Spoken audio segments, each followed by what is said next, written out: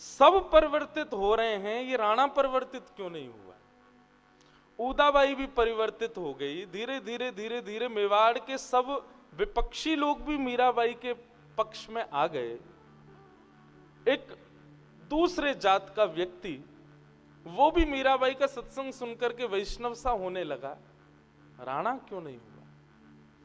यही प्रश्न उठता है कहां पर? जब प्रहलाद जी का प्रसंग श्रीमद् भागवत में आता है। प्रहलाद जी दैत्यों के विद्यालय में जाते हैं और उस विद्यालय में कीर्तन करते हैं, तो जितने दैत्य बालक हैं सब प्रहलाद जी के साथ कीर्तन करने लग जाते हैं। कीर्तन सुनकर के आसपास के गांव के लोग भी सब आकर के कीर्तन में निमग्न हो जाते हैं, लेकिन हिरण्यकश्यप के हृदय में कभी भाव नहीं आता, भक्ति नहीं आती। बंधुओं, क्यों? इसका कारण क्या है? बाकी सब लोगों के हृदय में भगवत भक्ति नहीं है, इसलिए सबके हृदय में भगवत भक्ति मीराबाई के प्रभाव से जग रही है। लेकिन राणा तो सीधे सीधे भक्तिमती मीराबाई का ही द्वेषी है ना। मतलब भगवान के भक्त ना हो, भगवान के द्वेषी हो तो निश्चित है भक्ति उत्पन्न हो जाएगी, लेकिन भगवान के किसी भक्त के द्वेषी बनोगे तो चाह करके भी कभी भक्ति उत्पन्न नहीं हो पाएगी। बाकी मेवाड़ के लोगों में भक्ति भगवान की नहीं है, इसलिए मीराबाई की वजह से भक्ति जग रही है। लेकिन राणा तो ठाकुर जी की भक्त शिरोमणि मीराबाई का ही अपमान करता है, भक्तों का ही अपमान कर रहा है, इसलिए उसके चित्त में चेतना नहीं हो रही है।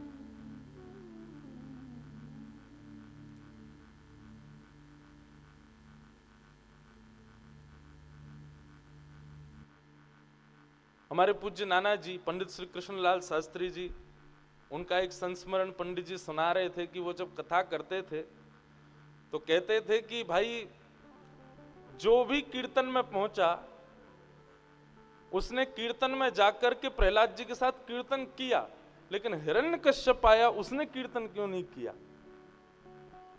तो नाना जी एक उदाहरण देते, जैसे दीपावली पर आप लोग अपने घर के बाहर लाइट की लड़ लगा देते हो, जैसे स्विच ऑन करते हो तो 10, 15, 20 लाइट एक साथ एक तार से जुड़ी हुई सब जल जाती हैं, लेकिन उनमें से कुछ फ्यूज होती हैं, करंट होते हुए भी वो जलती नहीं है कभी। करंट जाता है लेकिन फिर भी नहीं जलती, क्यों? फ्यूज हो गई हैं, भीतर से ही खराब है।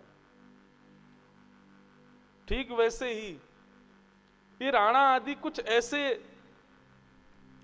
जो संत हृदय से प्रेम नहीं करता, वैष्णवों से प्रेम नहीं करता, वैष्णवों को प्रणाम नहीं करता, ऐसा समझ लो उसका भाव फ्यूज है। फिर तो चाहे वो कितनी कथा सुन ले, कितना भी वैष्णव संग कर ले, कितना भी मंदिर चला जाए, उसके जीवन में परिवर्तन आने वाला है ही नहीं।